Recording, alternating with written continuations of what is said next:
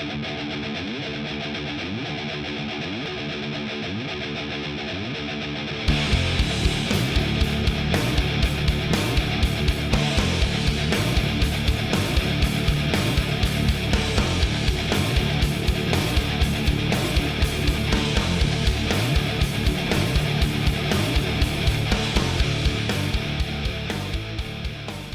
man. Ladies and gentlemen, welcome to the podcast where it is Take Your Boss to Hell and Back Day. It is Lost in the Midcard. We are on episode 49. We are almost to the big 5-0. This is our TLC review show, as TLC just wrapped up here for us about half an hour ago. And as always, we are hosted by SpiderDuck.net, and thanks to SpiderDuck.net, you can find us on iTunes or any of your favorite podcasting applications. Just go in and search for Lost in the Midcard and subscribe to us and share with all your friends. We're also on YouTube. You can subscribe there via a link we have on our homepage on Facebook. There, just go to facebook.com/Lost in the Midcard. Go to the notes section, and also we also put some few extras on our Facebook page for your entertainment. I am on the Twitter at JB Huskers, and my co-host, as always, is on the Twitter at Raw F Showtime. It is Mr. Matt Black. Matt, how are we doing this evening after the TLC pay-per-view? J motherfucking B. Did WWE just turn the corner tonight? Did they?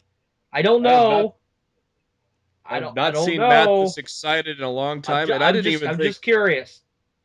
I didn't think this would even excite Matt. I was surprised that it would. But a great ending to the pay-per-view, obviously. The crowd was shitting on the main event, but I think the crowd was won over in the end. That's for damn sure. We'll get to that in a little bit, but let's first kick off our TLC coverage here. The pre-show, which I missed because I was passed out. I was tired as hell. Late night last night, had to get up early, go to the Husker basketball game where we were victorious, coming back from the jaws of defeat to beat Rhode Island, which was nice. And so I had to get a little nap in so I could actually have some energy to watch TLC and do the show tonight. And so I didn't see Becky Lynch, Sasha Banks, but Matt did. Matt, what was your take on that kickoff show? I thought it was a great way to start off the show. I thought it was really good. I again absolutely hate the trend of the WWE Network advertisement in the middle of the match. I mean, I understand that you're broadcasting this on YouTube and all your other free gimmicks online while this is airing, but you should have a separate stream for the WWE Network subscribers. You don't need to sell us on the network. We've already purchased it. So don't take away a portion of our match to shill your network that we have already paid for. I think there should be a separate commercial stream on YouTube and Twitch and whatever gimmicks they're using to post that pre-show to try to get people to buy the pay-per-view. But there's no reason to take away a portion of the match from us when we're watching it.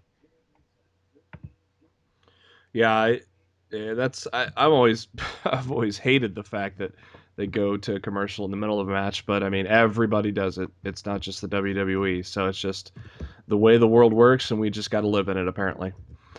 We kick off the show with a bang. Triple threat ladder match for the WWE Tag Team titles. The New Day, the Lucha Dragons, the Usos. The New Day come out first, and I was sitting there on the couch, trying to get out of my coma, and then Big E started screaming, "Oh, Matt! Don't you dare be sour!" And that woke me up. I wasn't sour at that point, so I don't think he was talking to me. He was probably talking to you. He's probably saying, "Oh, JB, don't you dare fall asleep on that couch. You have to watch this great pay-per-view and feel the power." Oh, my Lord. Yeah, I was... Oh, yeah, that nap was definitely well needed. And the New Day are apparently posing for a Wheaties box, which I will buy. I would love that. I would love a New Day Wheaties box. I don't eat cereal much anymore. I don't eat cereal anymore. So I like me some cereal. It's a nice, quick, easy meal when you don't feel like doing anything. Ain't nothing wrong with a bowl of cereal. That's true. typically for breakfast. But it ain't nothing wrong if you want like a midday snack or a late night dinner. It's a lot healthier than going through a drive-through and hitting a Mickey D's or something. I used to eat cinnamon toast crunch out of the box dry. So good. The match started fast and furious as everybody tried to scramble up the ladder. Yeah, like we're gonna get a 30-second ladder match for the tag team titles. Yeah, we would really be pissed if that happened. But anyways, a lot of crazy action in the early on. A lot of jumping over the top rope. A lot of wiping out. A lot of sacrificing your body by doing a bump where the ladder is on top of your opponent and then you land on the ladder, like Sin Cara did. Ow. I think Jey Uso did that too. Actually, I think the guy was underneath the ladder when Uso did it. I think when he jumped onto Big E. But lots of good stuff. We had Xavier Woods on commentary um, when they had one of the Usos in the corner trapped with a ladder. Xavier said, "Well, that's my cue to get the trombone out, so we can do the." And the crowd popped pretty good once Xavier started playing the trombone. That was some good shit there. Um, but Matt, you how the this was probably I don't know. Was this good to be the opener, or did it take the steam out of the rest of the night for some of the matches? They wanted to start the show off hot, and they started the show off hot. Yeah,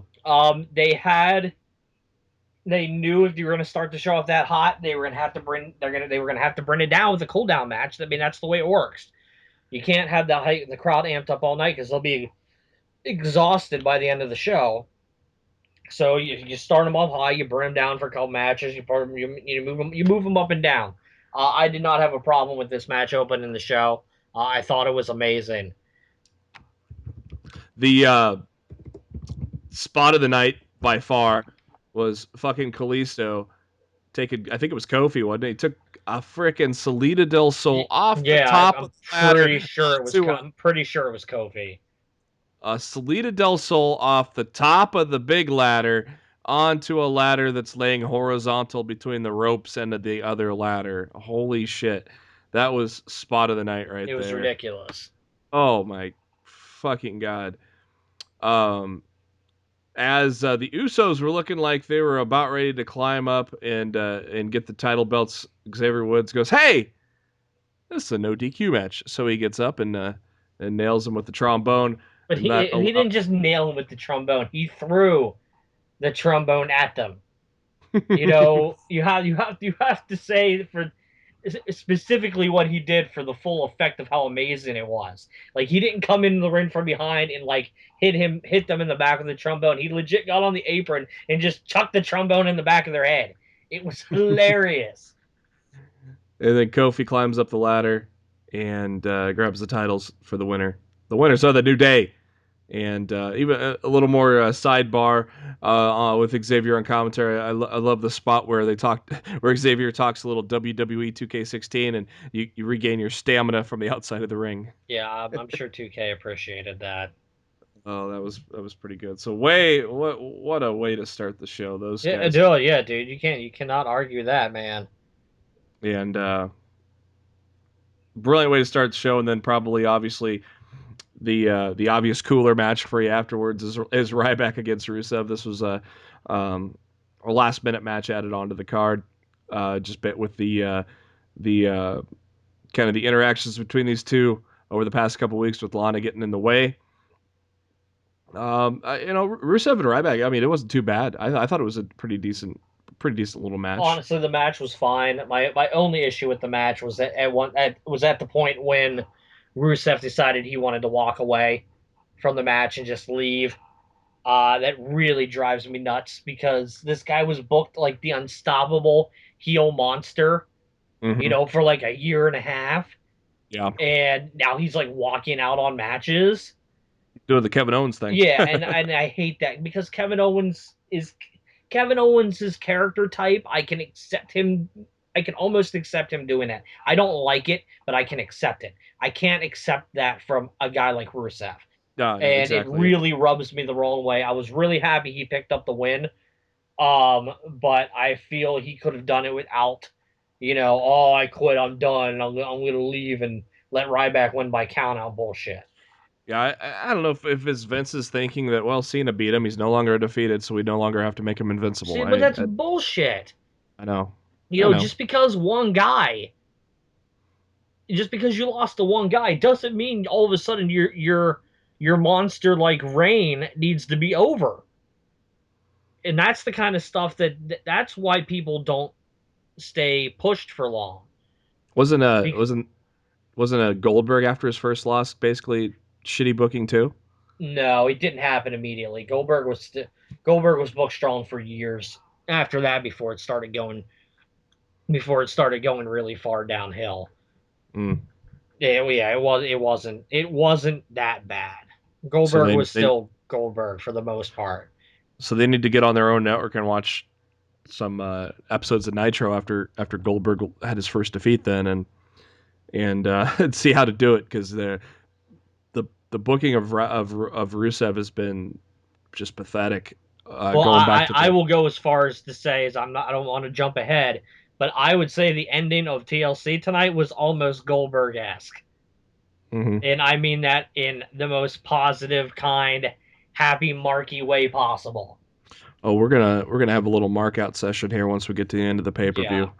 view. Um, but we got ourselves with Lana once again getting in the way, acting like Ryback popped her in the face when Rusev pushed him into her. But she actually, when she saw the other angle, she ran into Ryback on her own, obviously. And of course, as soon as one of those sweet kicks that Rusev delivered to Ryback, once that was landed on the outside of the ring, Lana was, she was perfectly fine and happy.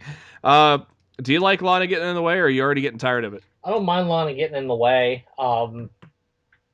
I think she should be more than just someone who stands there and says Rusev crush. So yeah, I don't mind Lana getting involved. I just don't want it to manipulate. I don't want it to manipulate the Rusev character into doing what he was doing tonight. That's all. Mm-hmm. Yeah, yeah. It was basically when Rusev was gonna call it quits. There, it was Ryback was on fire and tried to shell shock. Rusev got out of that, and then a flying body press off the top rope. I love that Ryback's doing that now, and he's looking believable and good at it too. It doesn't look sloppy or anything like that. And kudos to a guy that size to do it. And kudos to Rusev for selling it. Two big beefy guys, executing a high risk maneuver, which is pretty badass. But after that sweet cross body, Ryback was setting up for the meat hook, and that's when Rusev decided to bounce. But yeah, the winner eventually, Rusev worked over Ryback, put him in the accolade after that kick, and Ryback passes out, doesn't tap out. Winner is Rusev, and I thought it was a nice little touch that Lana gives Rusev a kiss while Rusev's got the accolade on Ryback. I thought that was a nice little touch. But a decent match, and they had a lot to live up to with the excitement of the ladders match. So even though the crowd, I think the crowd was pretty dead for it, I was not. I enjoyed it. So As I we head said, backstage. they had to have a come down match, Mm-hmm. and I mean that's what it was. It was a come down match from the ladder match. So I mean, I expected the crowd to react the way that they did. I didn't have a problem with it. We go backstage. Dean Ambrose is warming up when Roman Reigns comes in, and it's time to do it for the family. Says Roman. Roman says he can't wait to be on the top of the ladder, get that belt back after breaking his knuckles on Sheamus's face. He said tonight, win, lose or draw, it's about making a statement. And a statement was made, but I never really caught that. Did you? Did you catch that at the time? Probably not. When he was talking to Dean about making a statement. I didn't catch that. I thought the main thing that I caught from that obviously according to my Twitter timeline, a lot of people didn't catch, is that Dean informed Roman that the Usos were hurt, and Mm-hmm. that essentially Dean and Roman were on their own Mm-hmm. for the rest of the night. So I felt that explained later on why the Usos didn't show up to help Roman at the end, but I don't think it explained why Dean wasn't there. Yeah, I don't So know. I mean, I know I'm jumping around. I'm sorry. Well, I'm a little hyper. But I'm in a good mood. So, let the festivities continue. I don't know if it was. Yeah, we'll talk about that in a minute. I have a point on that, but we'll talk about that when we get there. United States Championship match now. This is a chairs match between Alberto Del Rio minus Zeb Coulter taking on Jack Swagger, and as it should be, each grabbed a chair and did a little swinging contest until Del Rio dropped his chair. I like the intensity from both guys. I think, especially coming to the ring, Del Rio, just without Coulter, I think Del Rio, he has a different demeanor. He looks like I said. This looks like his El Patron character, and this is a better version of Del Rio than what he's been booked with his last run on the company, I think. And obviously, in a chairs match, chairs everywhere. Swagger took a nice. There's a bunch of chairs set up on the outside, and Swagger took a nice tour of them with bouncing Del Rio's head off of every one of them that was sitting there, and then a little "We the People" for all the fellas. And but then Del Rio would get the advantage back, pop Swagger in the chair with right in the face with a chair. That there's a couple of those pie facers there that look brutal that they didn't get their hands up for, and I'm like, ooh, that really had to smart. Del Rio calling for the cross arm breaker, got a little C chant from the crowd, but Swagger avoided it and knocked Del Rio into the ring post. Swagger went for the Swagger bomb many times too, with a fail, and I love the first attempt. I love the counter with Del Rio pulling up a chair to pop Swagger with when he was going for this first Swagger bomb. I thought that was a cool little spot there. Swagger did put Del Rio into the Patriot lock with a chair inside. I thought that was a nice little touch too, to include the chairs in the match, to include that in a Patriot lock. I thought that was pretty unique. But Del Rio was able to get out of it. Finally, the Swagger bomb is hit after the third attempt, but a 2 count. And this is when Swagger started throwing a bunch of chairs in the ring. And how about this, Matt? Yeah, first CM Punk chant we've had in a while. Which was completely unnecessary. It was just the start of the stupid, shitty Boston chants throughout a majority of the show tonight. So, man, and how about the welts on Swagger's back, man? Woo! He's gonna be a little stiff and sore in the morning, I would say. But a cool spot at the end. Pile of chairs into the corner, and Del Rio nails the double stomp onto the pile of chairs. I thought that was a sweet finisher. As Del Rio using that double stomp, I think has been a great change of pace over the cross arm breaker. And your winner and still United States champion, Alberto Del Rio. No Zeb Coulter, no all sorts of things, nothing really swerving there. And once again, Swagger taking the job. But hey, Swagger got on a pay-per-view, so yeah, I guess that's... this match didn't do anything for me. Honestly, I thought this was the worst match of the evening. The lack of Zeb being involved at any point in this match, I thought was very disheartening. For not only for Zeb, but for Swagger as well, who's worked his ass off this past month and a half since Zeb and Del Rio have been back on TV. At no point in the match did you feel like Swagger was going to win. It's just, I don't, every time there's a momentum of anything behind Jack Swagger, WWE sees fit to push him right back down, which doesn't make any sense to me because they've had so many chances to make this guy that they continue to fuck it up. No. And I just don't understand it.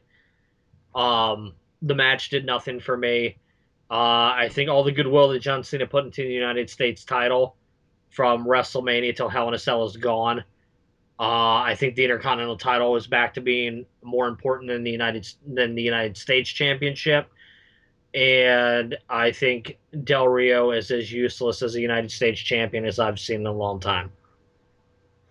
Yeah, it's probably my lowest rated match of the night, but I didn't hate it. There wasn't really a match on the card tonight that I No, hated. I didn't hate it, but it was easily the worst match of the night. It And was there was absolutely no reason Swagger needed to take that that chair bump that he did. Um, the finish of the match, you know what I'm talking about. The double stomp into the pile of chairs. mhm. Like there's no reason he needed to take that bump. That's a dangerous bump to take. Because all it needs is one chair out of place. And that's gonna like drive into the back of your neck. That's not cool. Yeah. I did not approve of that at all. So, Yeah, I don't know. I thought it was a cool spot, but well, no, it yeah, was a cool spot, but I think it was extremely dangerous. So, what? Yeah, and obviously, there's no swerve, no reuniting of the Real Americans. Yeah, like I said, I picked Del Rio or I picked Swagger in the match because I honestly thought, you know, it made more sense. It wasn't, and like I said on the last show, it wasn't going to hurt either guy with Swagger getting a win, because now Del Rio's in the League of Nations. So, oh well, see what happens if Swagger goes back to main event, or maybe he goes back to Velocity, even though that show well, doesn't exist anymore. they've already established once again that Jack Swagger doesn't matter. Hmm. So, I mean, I guess the only logical choice from here is Cena's back in like a week and a half. So I guess Cena's going to come back and take their United States title back. A lot of people are worried that So he's gonna be the one facing Sheamus at the Rumble. I don't think so. I think what happened at the end of the show is somehow going to work Reigns back into the title picture. Yeah, I I just got I another I theory. haven't really figured out how they're going to do it yet. I figured it out, But all and right, well we'll definitely cover it then we'll because get there. I'm telling you, at Uh, one point I'm like, why the hell is the Authority going to give this man a rematch? Um, after this, like he lost his rematch. Why would the Authority, who doesn't want him to be champion, give him a rematch? Why? It doesn't make any sense. You know. So I was just I don't know, super happy, let's take a super good fun time, JB. let's take a break from the TLC coverage. We still have our top five, the 5 count for this month, which is our favorite hardcore weapons. That'll be coming up here, but we got a few headlines to hit first. First off, uh, breaking news just came out tonight during the pay-per-view, actually, that WWE hires a new lead announcer for Smackdown, and it is actually a favorite of mine. I think you guys as wrestling fans are going to love this guy as an announcer. He is top-notch. It's Mauro Ranallo. A lot of people know him probably best as the voice of Strikeforce. He was a play-by-play guy there. Um, and he's Is also, that why Sean Grande is doing commentary for Strikeforce now? I don't know, but he comes from the uh, the MMA background, and so it was pretty cool. He also did work on Access TV for New Japan Pro Wrestling with Josh Barnett, and a lot of people were praising him for his work on that. I very much do enjoy the commentary on New Japan on Access. So if that's the same guy, Hmm. yeah, that's great. Yeah, I was going to ask if you had any experience listening to Ronaldo before. I've watched quite a bit of New Japan on Friday nights just because Friday nights to me is kind of like a dead night on TV. And if I'm not out doing something and that's on, I flip it on and just watch some NJPW, and I like that guy's commentary. So I Hmm. mean, if that's the guy that's coming in, that's pretty freaking great. As far as I'm concerned, that's a big win for WWE as long as Vince doesn't overproduce the poor guy. Yeah, and it also says that Ronaldo will continue to do announcing for Showtime Boxing and Glory Kickboxing, as well as his WWE Well, duties. that's one hell of a contract deal. Yeah, Wonder how and they pulled so that off. I don't know. That's impressive. That's Um, really hard to do. and yeah, and I'll be honest, Rich Brennan wasn't really doing it much for me. No, Um, Rich Brennan needs to stay in NXT where he can hone his commentary craft. yeah, and he looks like I am bigger. happy they took Cole off both shows though. The dude's overworked. Mhm. He doesn't need to be doing both shows every week. They need to expand their commentary horizons. And I didn't think Tom Phillips did that bad. I thought Tom Phillips was actually a good play-by-play He's all announcer. right. I get no But hate on Tom Phillips. if we got Mauro Renaro, then yeah, I'm pretty stoked. So I can't wait to see. I don't know if that's taking effect when they move to Sci-Fi, is what I I'm believe it's assume. taking effect when they move to USA in Yeah, or January. yeah, move from Sci-Fi. Yeah, I believe they're the first episode on USA. He's gonna be the commentator, and this isn't gonna be a Mike Adamley situation. The guy knows the product. Mhm. He's not Yeah, gonna he's a come in and fan. call somebody Jeff Harvey. So this should be really good. It has he has the potential to come in and be a big deal. So and this could be really good for the SmackDown brand of commentary. It could be completely different than what we hear on Monday nights if they allow it to be. Mhm. Well, like you said, Vince doesn't really at many SmackDowns, so Well, we don't know if that's not going to change yeah, it's true. when this thing goes to USA because Vince is going to start getting that view as he's going to start viewing SmackDown as more of a priority, which honestly I wish he wouldn't, because when he views as a priority, it normally doesn't work very well. But I will give credit where credit is due. I'm in a very good mood after a pay per view that honestly I didn't even really feel like watching going into it. So yeah, good times. Good job, Vince. Sometimes you actually do something right. So pretty cool insight into the lack of ECW stuff, especially the ECW TV stuff that was on TNN back in the day. Joey Styles took to Twitter and said that ECW illegally used music that they didn't have rights to, so it takes a long time to edit the episodes. Yeah, and I So, mean I can't believe people didn't understand that. I mean that's mhm. obviously been the reason why um all the ECW content's not on the network yet. It takes a long time to go in there and edit all that music out. That Mhm. ECW, like just as Joey said, ECW did not have the rights to. But back then, no one really cared. Yeah, that was kind People of weren't the going to interesting target part. little old ECW in a bingo hall and go after them for using the tracks. But WWE is a completely different animal. Yeah. ROH used to do the same thing before they went national. ROH used to Yep. use real themes. Like Daniel Bryan used the Final Countdown. That's where CM Punk started using Cult of Personality. He used it in Ring Yep. of Honor before he used it in WWE. Yep. But when Ring of Honor hit the national scene, they had to cut. They had to stop using these licensed tracks that they just did not have the rights to use. Do they have to edit it out on their DVDs? Do you know or not? That's a good question. I would assume so, but I honestly don't know. Yeah, because I've got one Ring of Honor DVD now, but it's the Thanks Steen Thanks. So that's the tail end of his run. So they obviously were not using uh, unlicensed tracks back then. Yeah. So they had already moved on.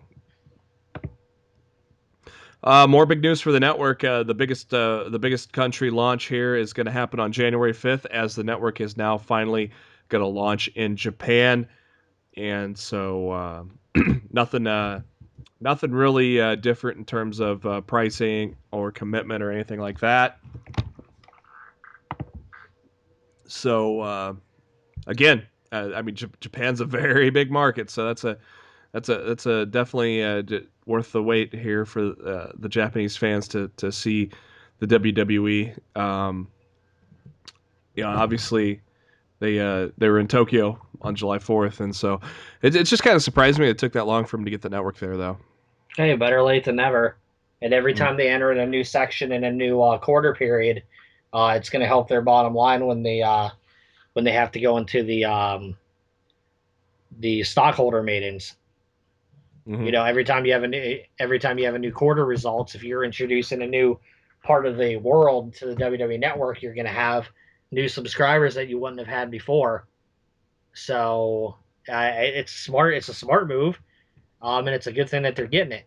So Um, this is not breaking news, but I don't know if it's been widely announced yet. But I was pulling up the card for NXT Takeover London as we were going to run through it real quick once more, and I noticed that WrestleMania weekend is a takeover show. I It's not a know, I know, I'm excited.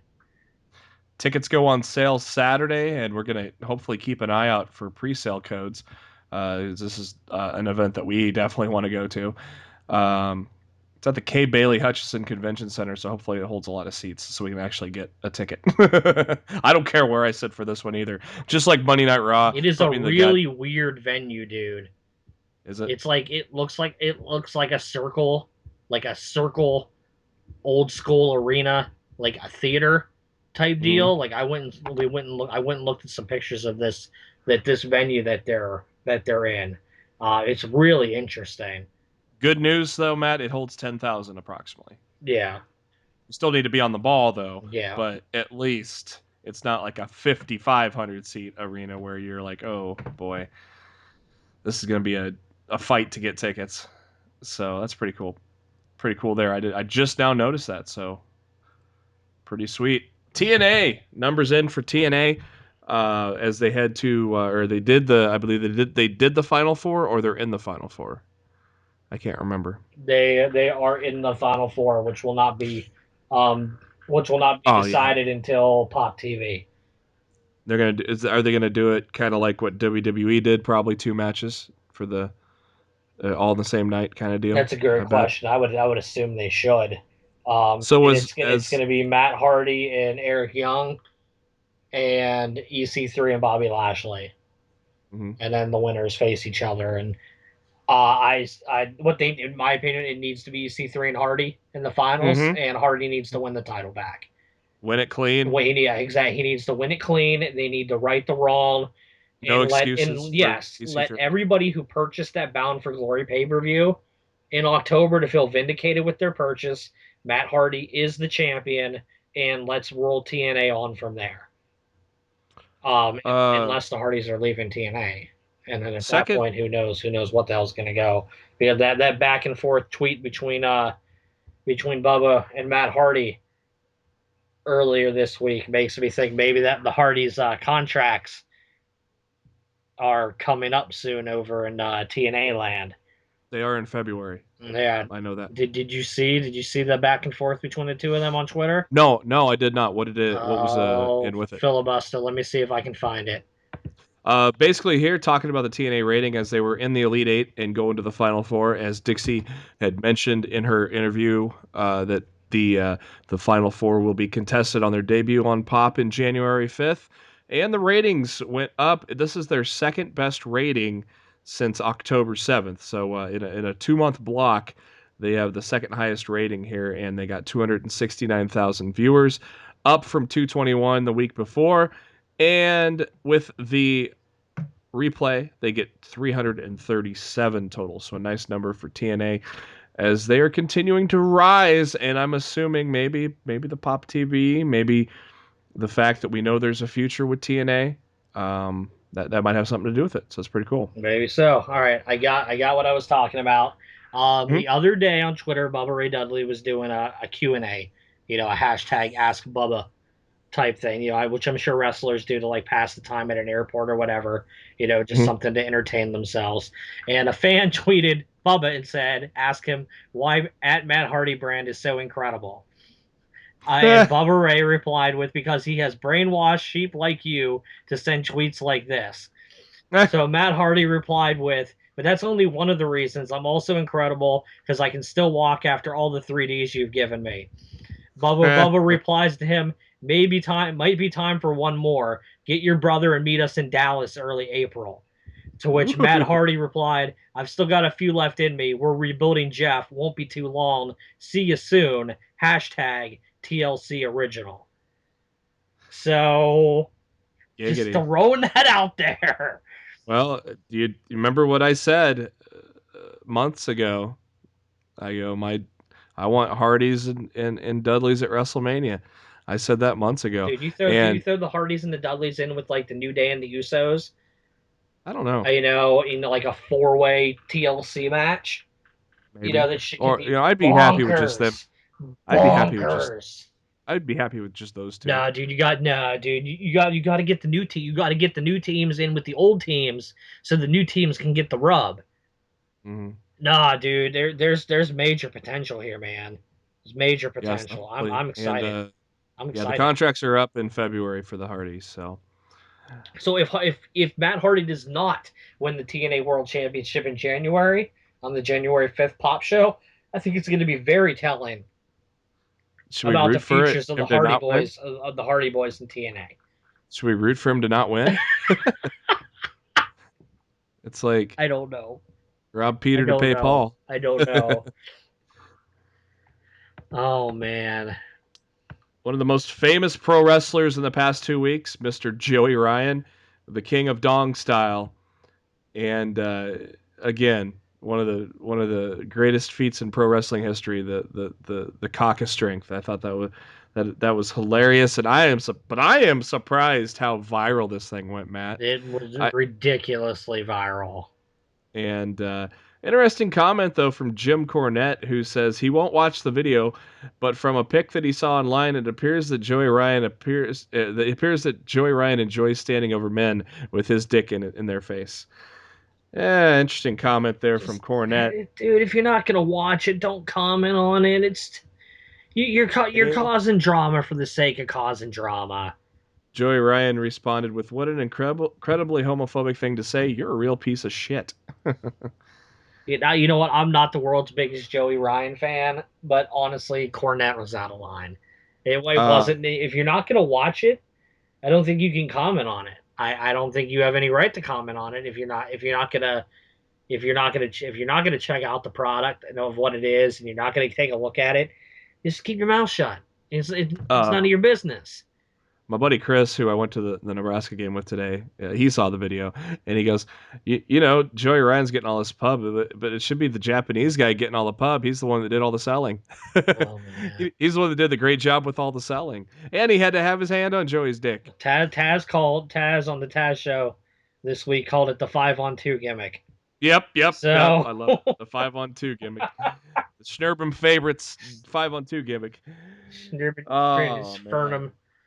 I love the Taz Well, show. It's highly recommended. If you guys aren't listening to it, check it out. Radio.com/the Taz show, TazShow.com. It's some entertaining daily wrestling radio for it is. absolutely free, just like our podcast. But you're getting it from the insight of a man who's been in this business for almost as long as I've been alive. So I mean, that's really freaking cool. So Yeah. The only thing highly recommend the Taz show. I can't say enough great things about it. the only thing I haven't really listened to yet because I just don't. I have a lot to listen to on so it's hard to keep up with everything. So I haven't given the Hump Day promos a try yet because they just don't sound. It just doesn't sound interesting to me. When I first heard about the idea, I thought this is fucking stupid. It sounds like Jim Rome. But dude, it's fucking hysterical, and they've Is got it? they've got some really good people, um, sending promos in, and yeah, it's some great stuff. Yeah, Taz has quite a It's following, entertaining as hell.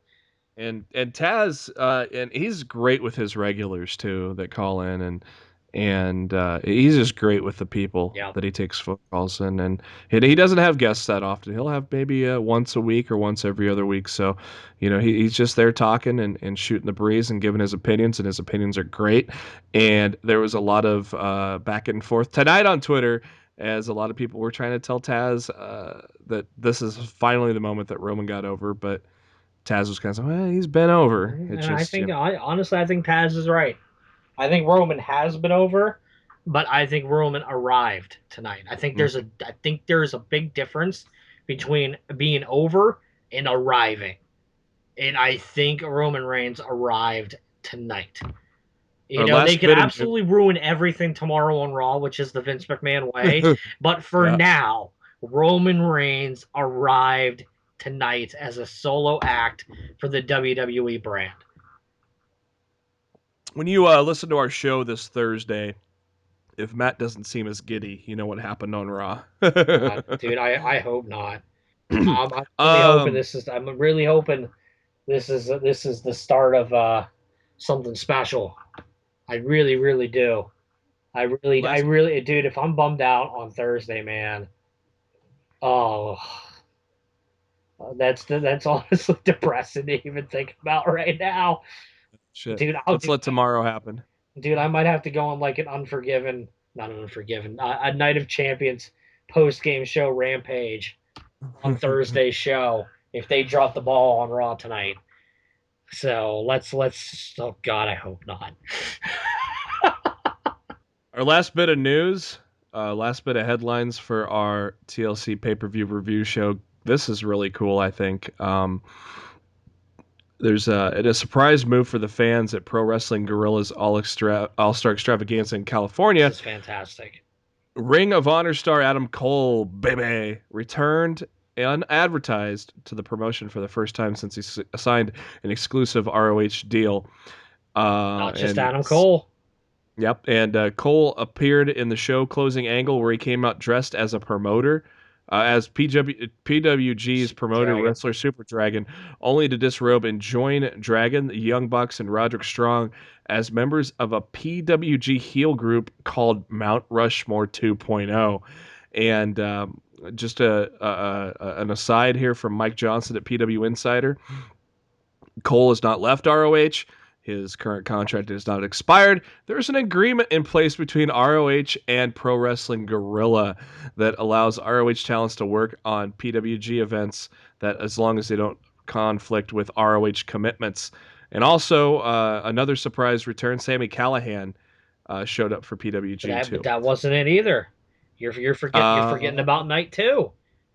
I didn't. I don't have night. I don't have night two. Night So two tell of me All about Star Extravaganza. Light comes out, lights come on. Kyle O'Reilly it. is back in Pro Wrestling Guerrilla to come after Adam Cole. You know Oh, that nice. they're crossing bridges between the companies.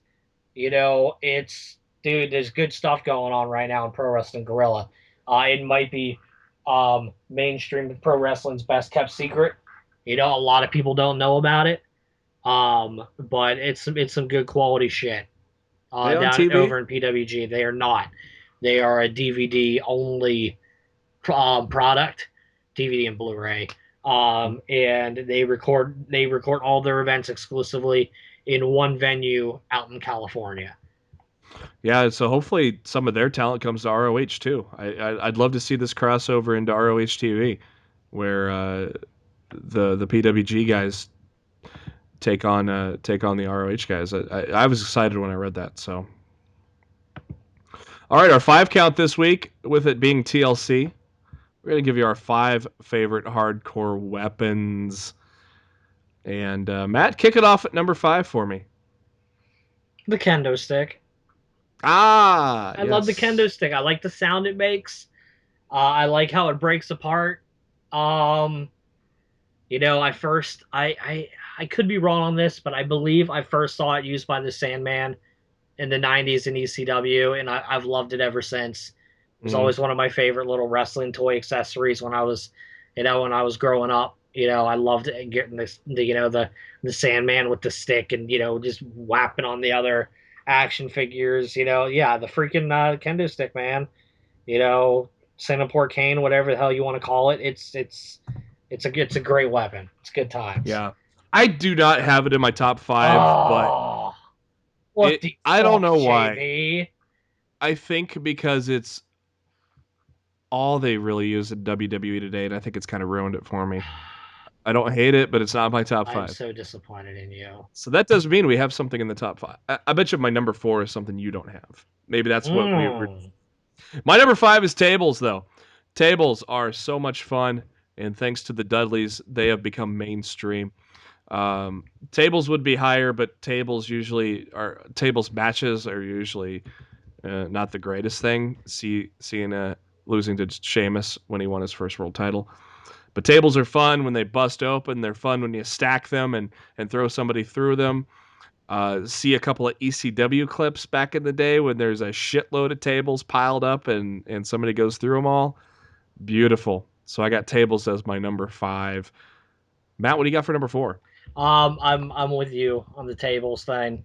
I can't have it up higher. I know a lot of people love the tables, and I enjoy a good going through a table as much as the next guy. There were some great table spots um tonight in freaking TLC. Mm-hmm. Oh man, there's some good table spots, but it definitely isn't like one of my favorite weapons. And it's not necessarily a bad thing. It's in my top five, so it's still good. So you got But tables at 4? yeah, I have tables at number four. So At number 4 is the ironic item that rose from the hardcore days of WWE, and it's the kitchen sink. oh my god, There was always that when the hardcore matches were starting to get a grasp, once WWE realized, oh look, this is working in ECW, let's put it on our product. And so then the taglines were, well, they've been using everything but the kitchen sink. Well, then one pay-per-view, the kitchen sink made its debut. And to me, just the irony of that saying and then actually putting it into your product, it has a spot for me in my top 5. Matt, who do you have at number 3? who do I have? What do you have? I mean, Come okay, on, unless you want to McMahon, use a will you stop? Well, will you? Oh, will you stop? Oh, That might be our first gorilla on our. dude, I love me some Gorilla, man. Fuck yeah. The Gorilla and Bobby, my favorite commentary team of all time. Yeah, like I don't even think it's even close. I would say Uh, I would say JR and Ken are a distant second, and then it's everybody else after them. Number three for me, I don't even know if you're gonna have this on there, but I like it. The ring bell. oh yeah. It's not used very often. Um, but I dig it. I like the clunk from the one side that it makes, or the ringing ding from the other side, depending on how they use it as the hit. I Yep. feel it's a very effective weapon, something that can be hit with quickly, and something that's going to make an impact when it's used. And yeah, I've always liked the ring bell, and it's, as I said, it's not something frequent. It was actually involved in one of my favorite Intercontinental title matches, WrestleMania 8, between Roddy Piper and Bret Hart, Hmm. where Piper thought about using the ring bell and decided not to, and it cost him the match. So it's just iconic moments like that I remember. Yeah, I considered the ring bell, but I had 5 other things that I liked a little better. My number 3 is the trash can, just because there would you know they would be so destroyed after being put through the ringer, even though these are probably a lot thinner than your typical trash can, but it was still great for effect. But you can do so many things with the trash can. And the best thing was to combo Matt's number 5 with my number 3 and put the trash can over the guy's head and then beat the fuck out of it with a kendo stick. And the trash can was a fun item that was used in a lot of the Attitude Era hardcore matches, and I loved it there. Matt, what do you got for number 2? You're gonna hate me. Trash cans aren't in my top five, bro. Not That's there. all right. They're not It's all there. right. I think they just dent too easily. It just That's because just they're like just like using. the cookie sheet's not in there either. I just think they're. I don't think they look like they can really hurt you. I Especially think the ones that the mainstay wrestling brands use, and it's just like, I don't see this causing any real pain. You no, but it's know, all effect. It makes it look like this is pro yeah, wrestling, I so it doesn't. It's know, but not supposed to really cause pain on yeah, the but guy. I They're want not. I want to believe that when you're using one of these weapons, you're actually hurting somebody with them. And I don't, and more often than not, I don't really see that from one of those moves. I think they're more like plundering type deal. So I'm not really feeling those. My number two, the tried and true steel chair, motherfucker. You can do everything with steel chair. I mean, Mhm. there's so many different things they've done with the steel chair, from using it to hit somebody with it, to use it to launch yourself like Sabu would do, to locking it onto a body part and stomping it and trying to freaking break somebody's a leg or an arm or a neck or whatever. There's so much you can do with the steel chair. It's so universally used. Um, there are a lot of indie used places that use really shitty looking chairs. I like the WWE branded chairs that they used. I wish everybody used those chairs because I think they look the best. And I think it's always a fun, tried and true professional wrestling weapon. God, remember when they would the old days when they had the padded chairs, the steel padded chairs? Those looked like they hurt like a bitch.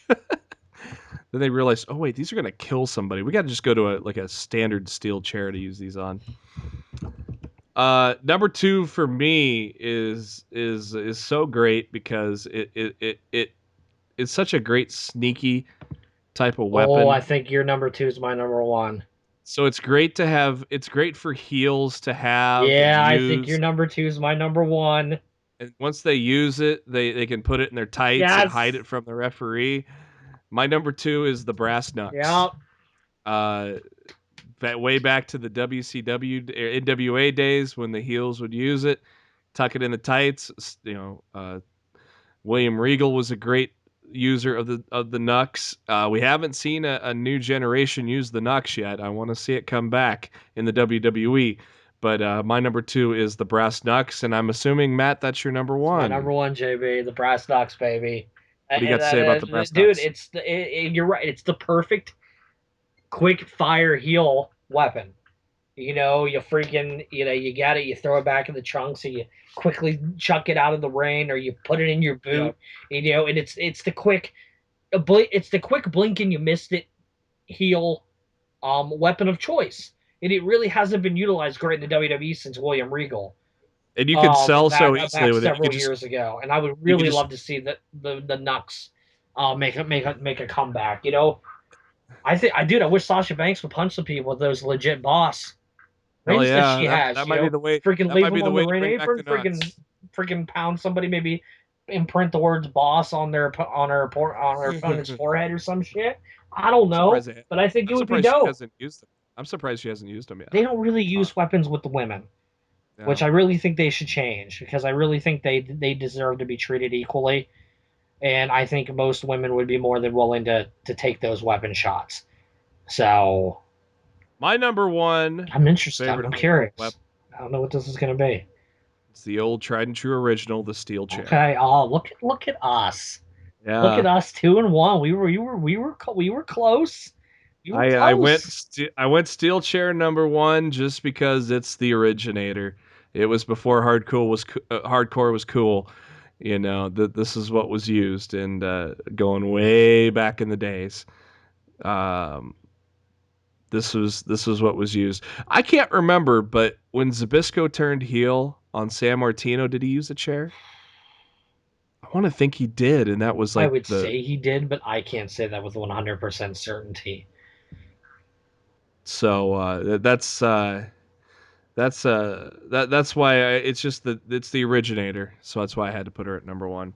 Five count for Royal Rumble. I'm kind of thinking maybe Royal Rumble surprise entrance. That might be a good one. We'll have to think about that. But that's our five count for TLC. Let's go ahead and travel back to tonight's TLC match Tonight is the where night. we are at the table elimination match. I'm glad this was an elimination match because instead of Honestly, just a one honestly, fall I kind of finish. wasn't. Really, why? Yeah, because I thought it was Vince McMahon's way to once again bury ECW as far down as he possibly could. I Yeah. think it would have been much better to just have the Wyatts win. One guy takes the table bump, either Rhino or Dreamer, since they're not full-time guys on the roster. They take the loss for the team. Wyatt's finally win a feud. Great, let's move everybody off in their own directions. For them to purposely go through and bury all four guys in the process of the match, because honestly, after Rowan went out, it was all Wyatt's. The rest of that match, they made the other four guys on three look weak as shit. Throughout the rest of the match. So I did not like the elimination idea for the way they did it. I think the elimination idea might have worked better if it would have came down to like Bray and Bubba. And Bray would have got the win for the team, and that way everybody looked strong because everybody from the Wyatts got knocked out. Everybody from the other team got knocked out, but Bray came through in the end for his family and won it against ECW. But they buried Team ECW here, and I can't say I cannot say I was a fan of the elimination gimmick. I enjoyed the match for what it was, but I really felt this was once again Vince McMahon, you know, kicking a brand when it's down. Newsflash, you 70-year-old senile piece of shit. You own this company. You own its tape library. You own everything about ECW. So why don't you freaking market it and make some fucking money off of it? You fucking idiot. Shut up! I've already won again. Vince, you're a piece of shit. But I won again. but at least you might have actually booked Roman Reigns right tonight. So we'll forgive you until Raw tomorrow night, and we'll see how you can fuck it up then. There's two sides to this coin, though, Matt. Like you said, there's a burial somewhere in here, and if it was the other way around, oh, then we buried the Wyatts further down the card. Yeah. So maybe this is the way to But rebuild them. I just feel like if it wouldn't have been elimination, I think they could have protected both teams. And if they had to do the elimination, I think Bray should have been like the sole survivor for the Wyatts. And I think Bray should have put Bubba through the burning table. I think the burning table should have happened. Yeah, I think that would have been a really big moment at the end. Bubba lights the table, Bray puts him through it to solidify the end of the match. I think that would have been fucking dope. I marked out when Bubba pulled out the lighter fluid. I'm like, fuck yeah. I thought, well, first off, my thinking, my rose-colored glasses, made me think, oh, this could be the showcase for Bubba as a singles guy to come back. I thought that for about 30 seconds. Yeah. And then I was brought back down there. Well, yeah, I saw the Sister Abigail coming from a mile away. When he first set the table up and he had the look in his eyes, I was like, are they going to give the push to the Bubba man? Is Bubba going to get this push? And I'm like, no, they're not going to do that, because if they were really going to do that, they would have done the smart thing earlier in the match and eliminate Braun Strowman instead of stacking a bunch of tables on him like a bunch of extreme dummies. I wish they would have either done it safely or teased doing it, and maybe Devon saves him. But I was hoping that Bray would go to try to light him on fire, and I thought they were gonna light him on fire or something. They had probably something set up to keep Bubba safe, but nope, they didn't. Just a pose on the end. Well, Bubba could have taken the spot because of the jacket that he wears. Mm-hmm. So, I assume three refs had their hands on a fire extinguisher if that was going to be the case. So it would have been quickly put out, and they always are pretty good with the fire stuff to where the wrestlers are minimally affected by it. If we are, if WWE is truly going off the script and we're not going to have Lesnar win the Rumble, I would love to see Bray Wyatt do it and get Wyatt and Reigns for the title at WrestleMania. No, I would love it. Fuck no, Jesus! I know you Christ, don't. I'm so, dude. Reigns and Wyatt almost killed Reigns this year. No, fucking A. Keep Wyatt as far away from fucking Roman Reigns as humanly fucking possible. I just want no, JB. No. No. Shut up! No. I want a title run for Wyatt in 2016 at least. Oh, how about he gets a singles mid-card title first? That's true. He hasn't had one of those yet. Yeah, let him win the United States and the Intercontinental title. Let him get a run with that before, thrusting him into the WWE title picture. Like a him and Ambrose feud? They've already done it. Yeah. Honestly, I'd be more interested in seeing, since the Wyatts have rid themselves of their feud with Team Extreme, or so we think they might have. It might not be bad to see the Wyatts continue their tease feud with the League of Nations. Have Bray go after Del Rio. Secure a face turn. Something different. Couldn't hurt. Something else I thought during the tables match was, I remember when Lillian, I thought, fucked up and said Team Extreme. I'm like, dude, that's the Hardys.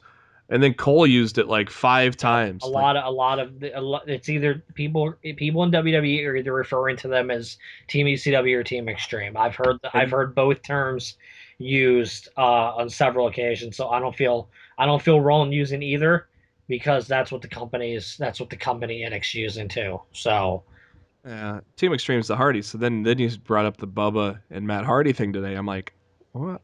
Are they really using Team Extreme a lot? maybe they're teasing something.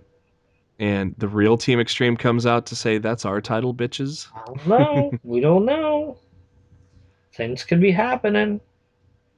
It's could be Intercontinental happening, title time. JB. Dean Ambrose, Kevin Owens. In my surprise of the night. Owens, This was great my promo. surprise. I was shocked. Owens with a good promo talking about how Boston is delusional when they get excited that their teams win since they had nothing to do with their wins. And always good stuff from Owens. And I loved it. Owens and Ambrose right away, fast and furious, just going for it. And um, as expected, these guys put on a good show. Um, I'm getting tired of the. I don't know. Tell me if you're getting tired of this, Matt. But the all of a sudden get the energy to jump back into the ring on a 10 count. Eh, I'm seeing it too much. eh. But I don't Ambrose, hate it. I don't love it, but I don't hate it. Ambrose got himself up to 2 feet, leaning on the announce table at 9, and then like Superman, he flies into the ring to avoid the 10 count. And if only we had Todd Sinclair counting it so we could yell Twinkies. But no. Twinkies. But again, great spot here. The kind of a surprise as Ambrose went for dirty deeds. It was countered. Owens for the pop-up power bomb. Ambrose rolled through, and with a Rana pin, Dean Ambrose, my boy, is your new Intercontinental Champion. So kind of interesting how he got it off of a kind of a schoolboy type of deal and lock the legs, no dirty deeds. I Pretty loved cool. it. I loved it. And glad for my boy Dean Ambrose to get that Intercontinental Championship that he had been wanting to get a year ago when we had the old snow job, snowing out Raw. When he said he wanted to see himself on that Hall of Champions, And he's gonna be now. He's gonna be now, and you could tell he was truly happy to get that title. He knows what that title is, and so I was pretty excited. Well, if they let him do with that title what they wanted to let Daniel Bryan do with that title, there could be great things from the Intercontinental Championship in 2016. I like how they kept Owens strong. Owens didn't need a finisher. You got rolled up. Roll ups happen. You can treat it as a fluke or whatever you want. It doesn't take anything away from Dean's win, but it doesn't absolutely hurt Owens either. And, who knows what they've got planned for Owens in 2016. I've heard some rumblings that I really don't believe. So I don't even know. I don't even know if you want me to speculate on here. Yeah, go for it. I've heard very minor rumblings of a Kevin Owens Brock Lesnar match at WrestleMania. I would not be upset at that. I would like that. I would not be upset of it. I would not be upset at it either. But one, I find it a little hard to believe with the way Kevin Owens has been booked lately. And number two, I don't want to see that match just to see Brock kill Owens. Because, I feel like whoever Brock's going to face at Mania, with the exception of Roman Reigns, whoever Brock faces at Mania, Brock's going to beat. And I don't want to see, as much as I think Owens versus Brock Lesnar would be an amazing slugfest, barn burner, slobber knocker of a match, I would feel bad at the end to see that Owens didn't get the job done. But the whole idea of it is that Brock's gonna put Owens over. That'd be amazing. Yeah, I would fucking mark the hell out. I would be all over that. My thought on the title change. My thought on the title change was getting the title off of Owens is best long term if they're going to give us our dream of Sami Zayn and Owens at WrestleMania, because I don't want that title to be on the line. I wanted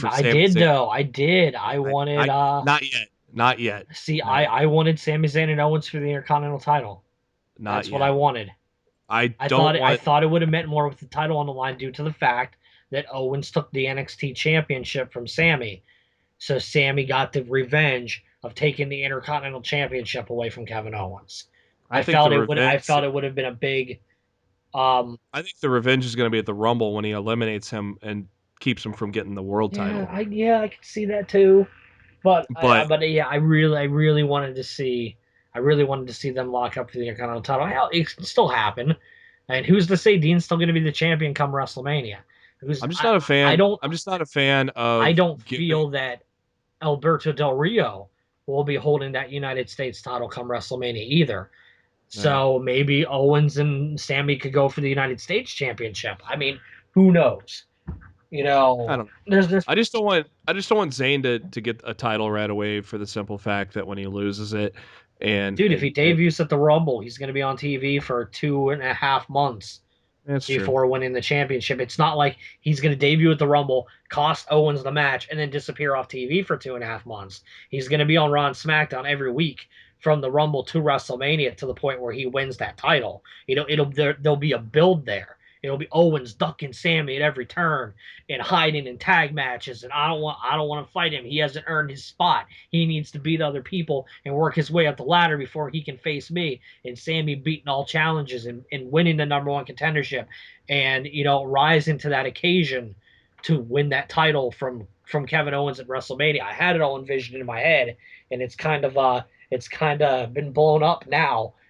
But that's what I was seeing, man. And we don't even know if Zayn's going to be up for that. He's obviously going to be involved with NXT still. He didn't bypass NXT on his way back up. So my gut is I maybe really and truly feel like he's not going to be in NXT for very long. yeah, I don't know. I I kind of wonder. I feel like I'm either way on it. On I guessing feel he's like going to he's be. coming back now, and he's going to do the tapings post takeover. And the next time we see him on TV after those tapings will be in the Royal Rumble. But My other thought. that's just my opinion. My other thought is they have the NXT title match at WrestleMania, but I mean, There with them with having I also with Takeover on Friday. exactly I also speculated that the NXT Championship should be defended in the opening contest of WrestleMania, but with the NXT event in Dallas now being a takeover event, there's zero reason to do that now. That title must be defended on that show. Yeah, So unless that's title. out the window as far as I'm concerned. Yeah, unless we get some kind of like surprise at the end of Takeover, and it leads right into a match Yeah, at but the problem WrestleMania. is then you only have 48 hours to freaking hype that match up. Yeah, You know what I mean? I don't think there's enough time for that. I don't think that's fair. yeah. Now that they added that, I think it throws that. Dude, I was surprised. They need to Some add like a this. part of me felt like they might do takeover down there, but as soon as they didn't book the same venue that they did Raw in, I'm like, well, if they're not doing NXT in the same venue that Raw's in, they're not doing takeover because if they did the one in Brooklyn, they're gonna do the one down here too. And when they didn't do that, I'm like, all right, it's just gonna be a live event like the one in San Jose, and that was amazing, and I loved it. Mhm. But yeah, now it's a freaking takeover show. Fuck yeah, dude. That thing's gonna be off the fucking chain. Right. I hope we get the main event. I hope the title for the main event there is the same match I wanted at WrestleMania, which is Samoa Joe defending the NXT championship against Finn Balor and Hideo Itami in a triple Mhm. threat match, with Mhm. Hideo Itami winning the title. So that's just me fantasy booking, but that's what I wanted. Yeah, I'm And definitely that's what I gonna wanted at WrestleMania. definitely So keeping my eyes peeled for the pre-sale codes for Wednesday or Thursday or Friday even, and yeah, hopefully those I will hopefully keep we an get a eye little. out them for you. You keep an eye out them for me. Whoever finds them first, we get them to the other, and that's what we do. Divas title time. Charlotte the champion with Ric Flair against Paige. Uh, Booking aside of how shitty they have booked this, because they're both playing heels now, I am absolutely loving Charlotte and Ric Flair working together as heel. I love it. I love it. And how about Charlotte doing a Flair flop tonight? I love the match. I loved it I too. loved it. Are you a fan of booking aside, are you a fan of Charlotte and Rick teaming up as a I heel? am, but not at the expense of Paige. Mhm. I feel like at this point they need to figure out what the fuck they want to do with Paige. The Because if she's obvious, going to continue to go after Charlotte, she cannot be a fucking heel anymore. no. Because all I saw on my Twitter timeline tonight, and you really saw the same thing um, from the crowd tonight during this match, is the fans are confused. You Hmm. can do a face versus face match because you can split the crowd. Half the people are cheering for one guy, half the people are cheering for the other guy, and that's cool. And I get that, and that makes sense. And there ain't nothing wrong with that. But there should be no way that um man, I just lost my train of thought. Sorry. No, that's right. There, Ric Flair doing the little dirty work. He undoes the turnbuckle little strap, the little ties on the turnbuckle on the middle in the corner there, and the ref says, "What are you doing, Rick?"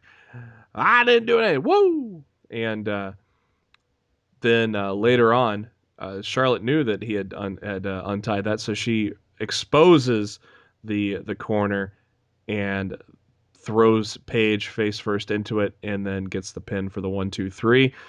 Some pretty cool stuff in the match. I loved how Paige put on a figure four.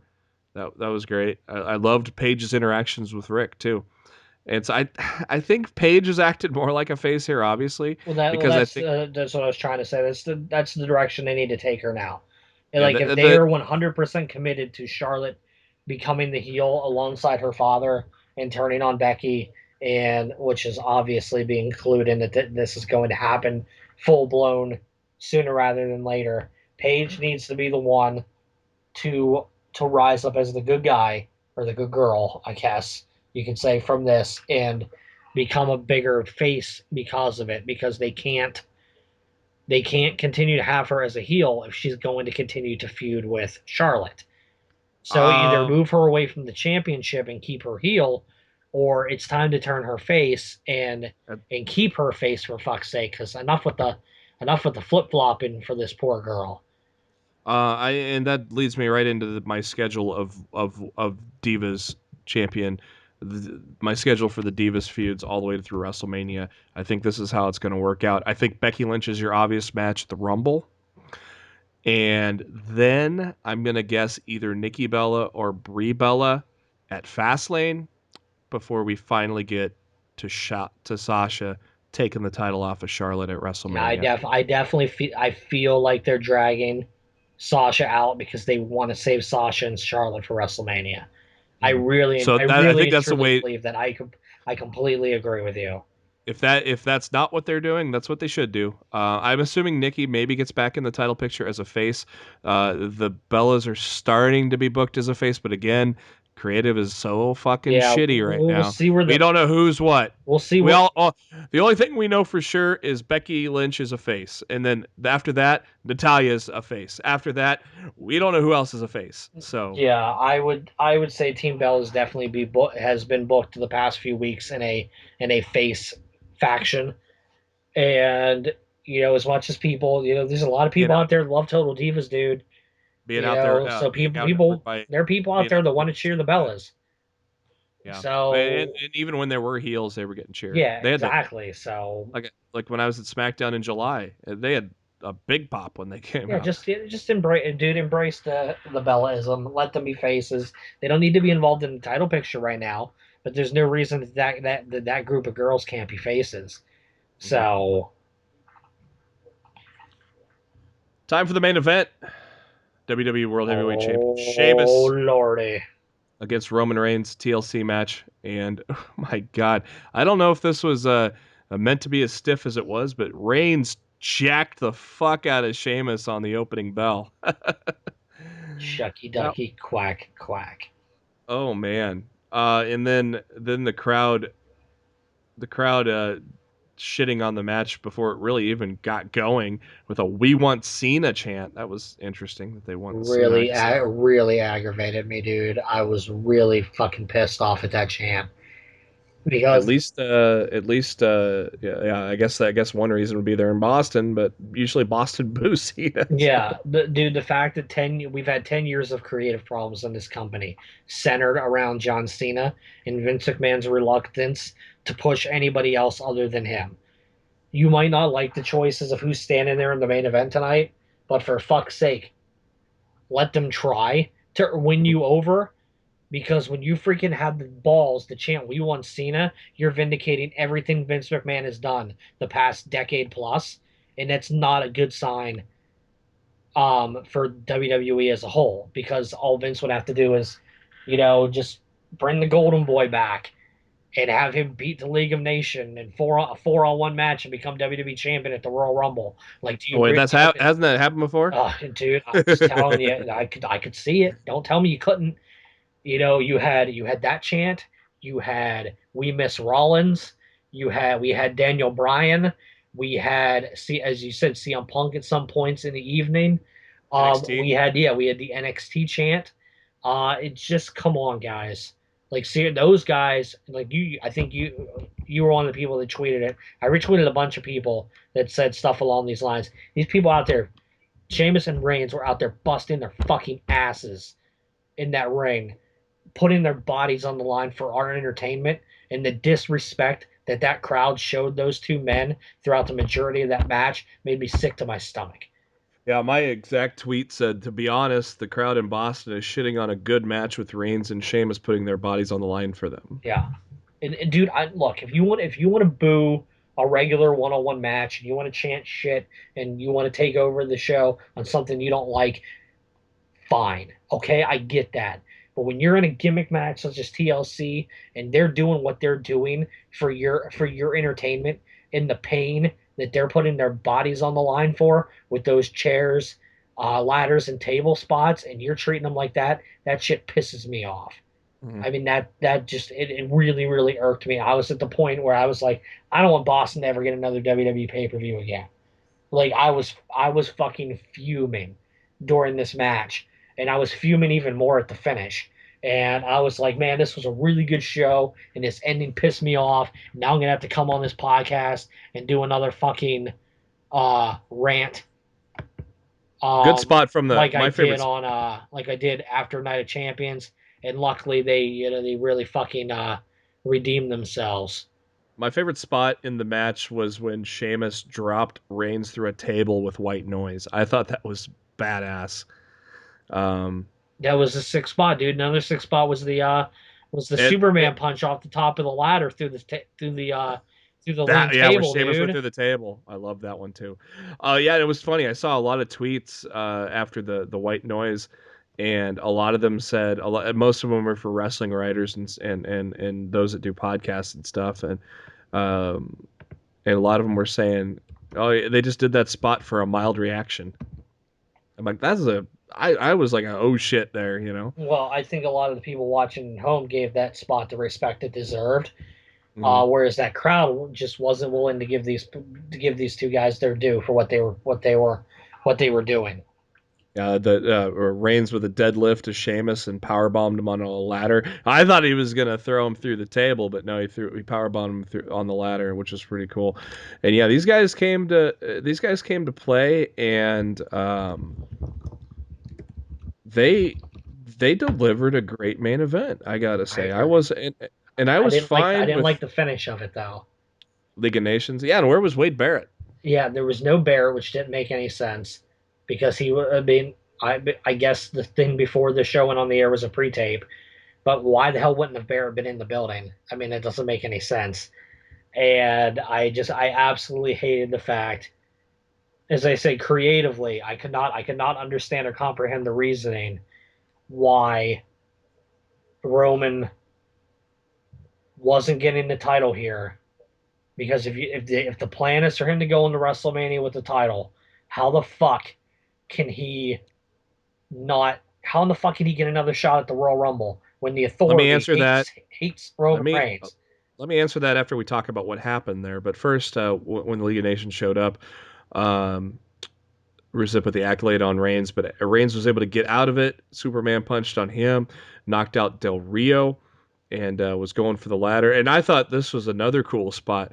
Um, after Sheamus was climbing the ladder once Roman got free. And I thought this was great execution. Roman pulls Sheamus off the ladder. Sheamus goes off the ropes right into a bro kick. I thought that was brilliantly executed. And so, even though you may not have liked the finish, probably story wise, to me, execution with a bro kick, with how that was, he pulled down and went right into that bro kick. I thought that looked like one of the best bro kicks Sheamus had ever done. I honestly, and I loved it. Yeah, it And looks stiff. Ain't nothing wrong with the kick. I so just after the didn't like I just did not like the outcome of the match. so after the bro kick, Sheamus climbs the ladder, gets the championship, or as Lillian Garcia says, championship.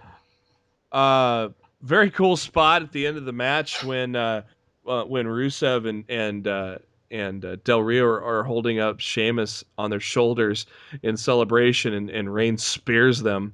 All three go tumbling down. I thought that was a pretty cool spot. And then Reigns grabs a chair and just goes to town on Sheamus, beating the holy fuck out of him. Well, here comes Triple H. Triple H takes off the tie. Well, tried to take off the tie. It was still hanging around his neck. I thought that looked kind of funny.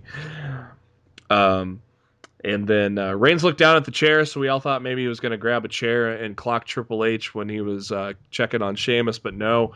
He Superman punches Triple H. Then he starts attacking Triple H with the chair, beating the living piss out of him. Triple H rolls out of the ring, and Reigns goes to the Spanish announce table, clears it off, slams Triple H's head onto it, and drills him with a right hand.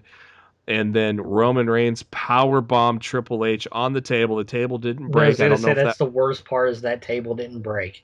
I don't know if that was a planned spot for that to not break, and if it was unplanned and it was supposed to break, Fucking owl.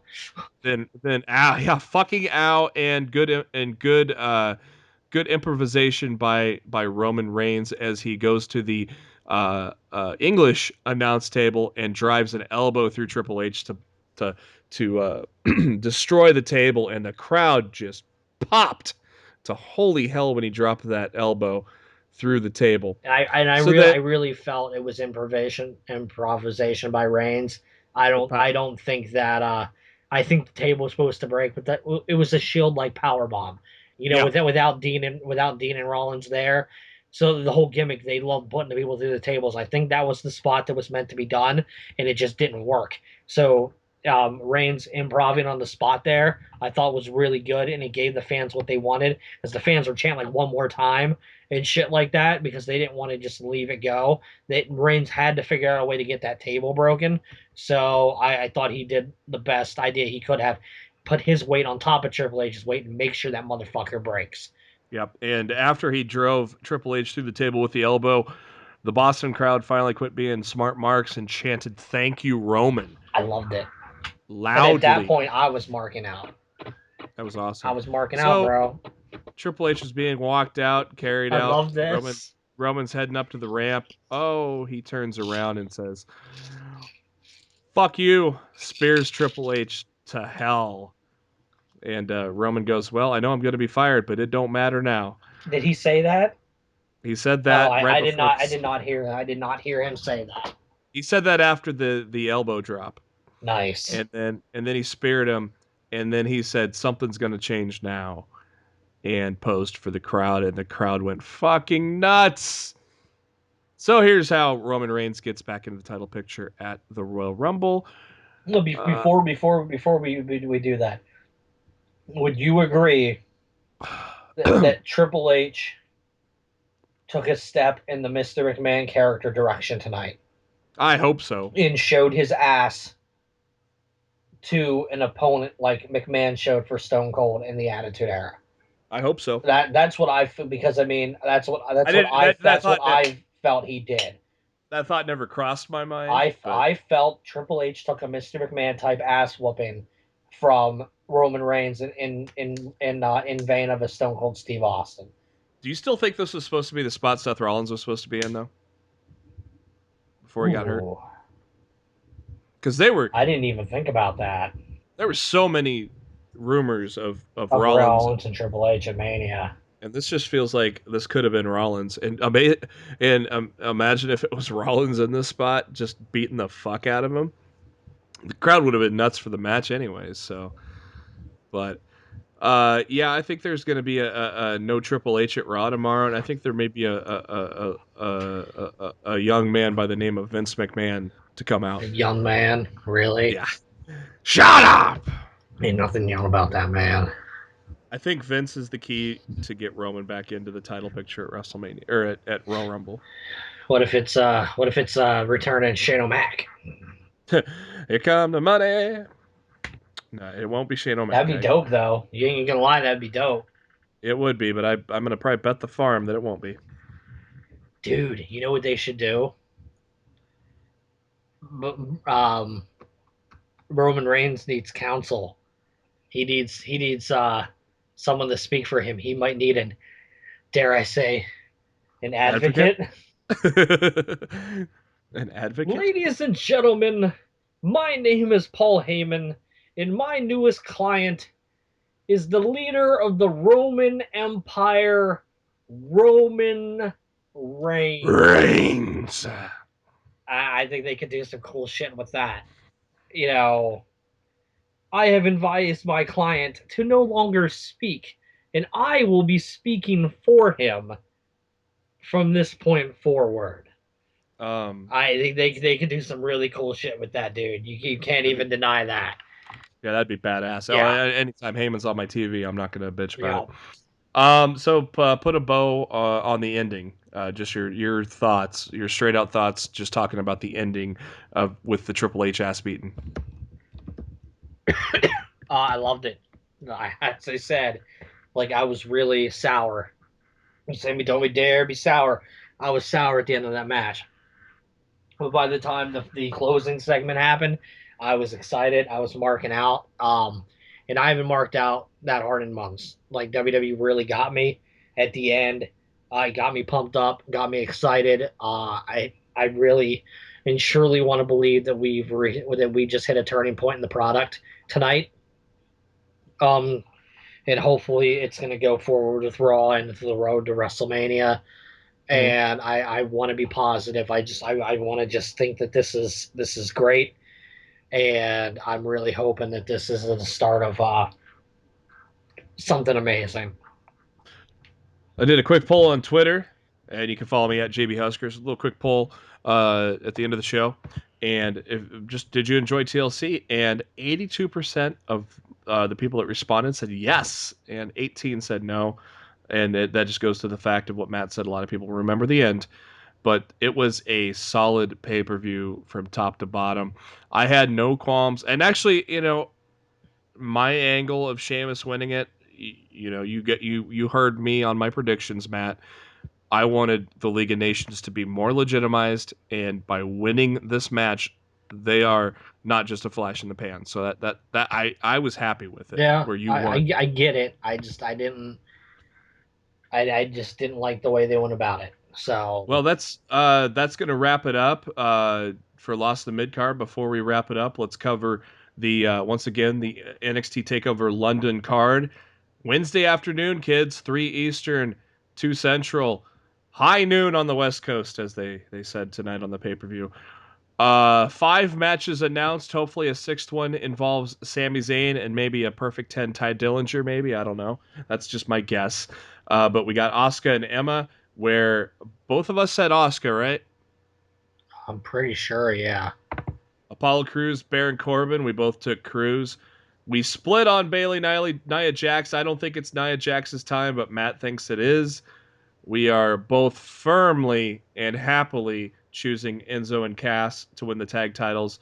And then the main event. I can't remember, Matt, but I know I said I'm saying this is a Samoa Joe steamroll to the title. You said Finn Balor, correct? I do think my heart of hearts, JB, wants Samoa Joe to win the championship, but I think conventional booking tells me that Finn Balor retains on Wednesday. But we're in NXT, not Monday Night Raw, so that's why I say yeah, there's a chance. There's a chance. So you're saying there's a chance. It's going to do it for this TLC review episode of Lost in the Midcard. Once again, thank you to spiderduck.net as they allow us to reach the masses on iTunes and any of your favorite podcasting apps.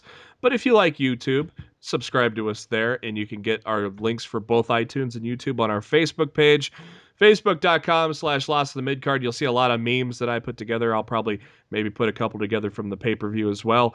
I am real proud of my last meme, though, Matt, with Sheamus with that shit-eating grin on his face saying, "This title belt is tickling my tater tots." Oh, my.